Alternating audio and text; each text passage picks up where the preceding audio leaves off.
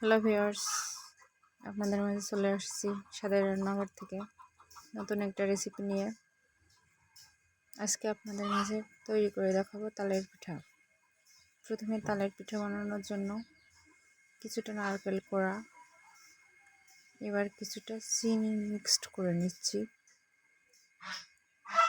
তো এখানে আছে তালটা লাগবে অবশ্যই, যেহেতু তালের পিঠা। তো তালটা ছিল ফ্রিজ থেকে অনেক আগেই নিয়েছি, তো এখনও দেখেন না বরফটা সেইভাবে জমে আছে। তো ওখান থেকে আমি কিছুটা তাল নিয়েছি। তাল নেওয়ার পরে তালের সাথে কিছুটা চালের গুঁড়া মিক্সড করে নিয়েছি, কিছুটা লবণ নিয়েছি, সেগুলো ভিডিও স্কিপ হয়ে গেছে। তো একসাথে মিক্সড করে নিলাম চিনি দিয়ে, তাল দিয়ে, আর কিছুটা সামান্য পরিমাণ লবণ, চালের গুঁড়া, নারকেল কোড়া, এইগুলা দিয়ে ভালোভাবে মিক্সড করে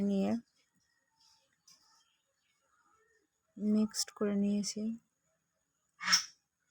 মিক্সড করে নেওয়ার পরে এটাকে তেলে ভাজার জন্য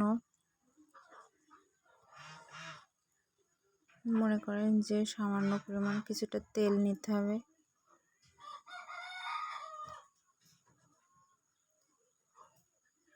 তেলটা আমি